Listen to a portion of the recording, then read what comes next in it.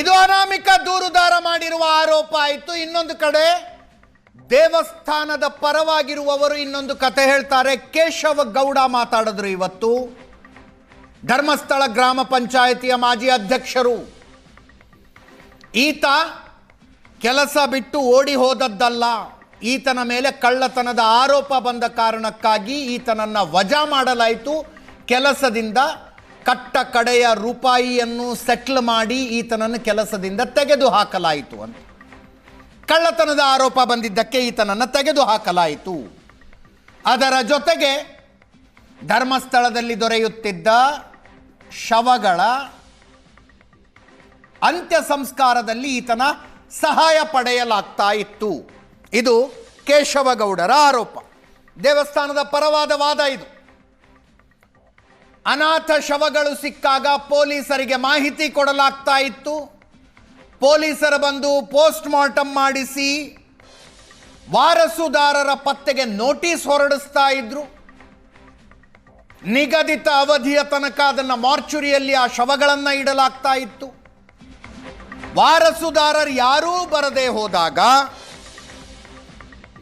ಗ್ರಾಮ ಪಂಚಾಯತಿಗೆ ಹೇಳಿ ಗ್ರಾಮ ಪಂಚಾಯತ್ ಮೂಲಕ ಅಂತ್ಯ ಸಂಸ್ಕಾರ ಮಾಡಿಸಲಾಗ್ತಾ ಇತ್ತು. ಇದು ನಿಯಮಬದ್ಧವಾಗಿ ನಡೆದಿರುವ ಪ್ರಕ್ರಿಯೆ. ಈ ಪ್ರತಿ ಅಪರಿಚಿತ ಶವದ್ದು UDR ದಾಖಲಾಗಿದೆ. ಪೊಲೀಸರ ಉಪಸ್ಥಿತಿಯಲ್ಲಿ ಪೋಸ್ಟ್ ಮಾರ್ಟಮ್ ನಡೆದಿದೆ. ಗ್ರಾಮ ಪಂಚಾಯತಿಯವರೇ ಶವ ಸಂಸ್ಕಾರ ಮಾಡಿದ್ದಾರೆ. ಅದಕ್ಕೆ ಇದೇ ಅನಾಮಿಕ ದೂರುದಾರನ ಸಹಾಯ ತಗೊಂಡಿದ್ದಾರೆ.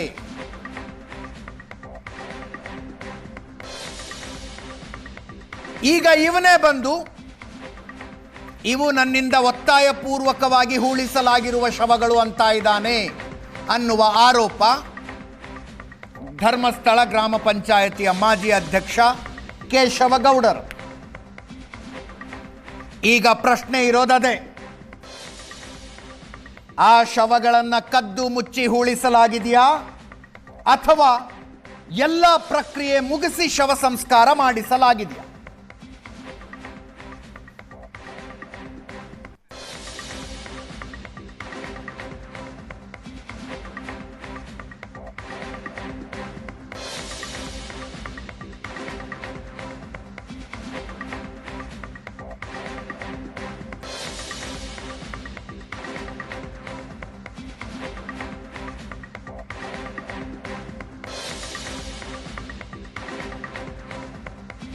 ಶವಗಳನ್ನು ಕದ್ದು ಮುಚ್ಚಿ ಹೂಳಿಸಲಾಗಿದೆಯಾ? ಈತ ಕೊಟ್ಟಿರುವ ದೂರಿನಂತೆ ಪ್ರಾಣ ಬೆದರಿಕೆ ಹಾಕಿ ಆತನನ್ನು ಹೆದರಿಸಿ ಬೆದರಿಸಿ ಹೆಣ ಹೂಳಿಸಲಾಗಿದೆಯಾ? ಅಥವಾ ಪೊಲೀಸರು ಎಲ್ಲ ಪ್ರಕ್ರಿಯೆಗಳನ್ನು ಮುಗಿಸಿ ಗ್ರಾಮ ಪಂಚಾಯತಿಯ ಮೂಲಕ ಈತನ ಸಹಾಯದೊಂದಿಗೆ ಶವ ಸಂಸ್ಕಾರ ಮಾಡಿಸಿದ್ದಾರಾ?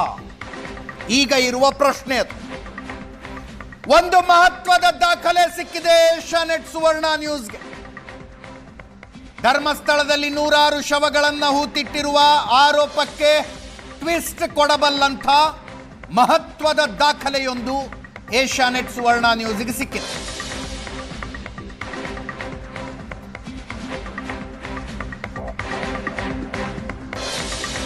ನಮ್ಮ ಸ್ಕ್ರೀನ್ ಮೇಲೆ ಆ ದಾಖಲೆಯನ್ನು ನೀವು ನೋಡ್ತಾ ಇದ್ದೀರಿ. 2005ರ ಡಾಕ್ಯುಮೆಂಟ್ ಇದು. ಈ ಡಾಕ್ಯುಮೆಂಟು ಈಗ ದೊರೆತಿರುವ ಮೂಳೆಗಳಿಗೆ ಸಂಬಂಧಿಸಿದ್ದು ಹೌದೋ ಅಲ್ಲವೋ ತನಿಖೆಯಲ್ಲಿ ಗೊತ್ತಾಗಲಿ. ಆದರೆ ಒಂದು ಇಂಟ್ರೆಸ್ಟಿಂಗ್ ಡಾಕ್ಯುಮೆಂಟ್ ಏಷ್ಯಾನೆಟ್ ಸುವರ್ಣ ನ್ಯೂಸ್ಗೆ ಎಕ್ಸ್ಕ್ಲೂಸಿವ್ ಆಗಿ ಲಭ್ಯ ಆಗಿದೆ. ನಮ್ಮ ಸ್ಕ್ರೀನ್ ಮೇಲೆ ಅದನ್ನು ನೋಡ್ತಾ ಇದ್ದೀರಿ. ಏನಿದೆ ಈ ಡಾಕ್ಯುಮೆಂಟ್ನಲ್ಲಿ? ಇದು ಧರ್ಮಸ್ಥಳ ಗ್ರಾಮ ಪಂಚಾಯತಿ ಅಧ್ಯಕ್ಷರಿಗೆ ಧರ್ಮಸ್ಥಳ ಔಟ್ ಪೋಸ್ಟ್ ಪೊಲೀಸ್ ಸ್ಟೇಷನ್ನಿನ ಠಾಣಾಧಿಕಾರಿಗಳ ಬರೆದಿರುವಂತಹ ಪತ್ರ.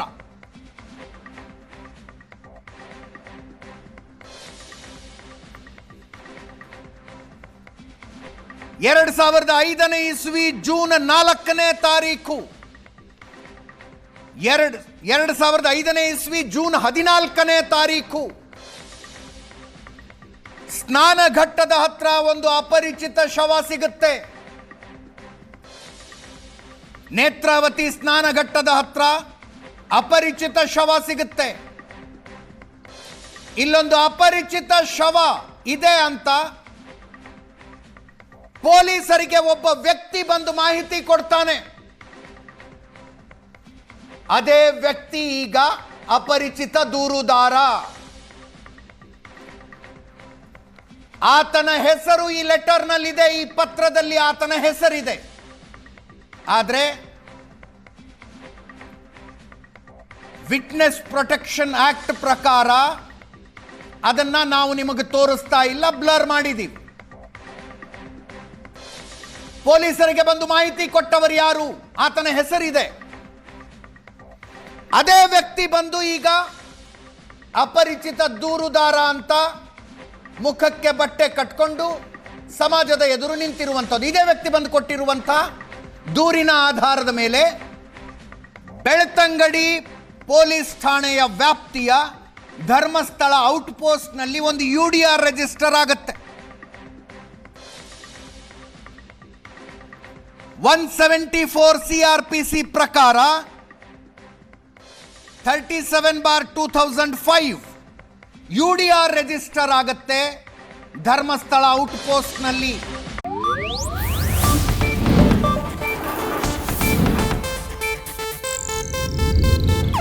ಇದು ಏಷ್ಯಾನೆಟ್ ನ್ಯೂಸ್ ನೆಟ್ವರ್ಕ್ ಪ್ರಸ್ತುತಿ.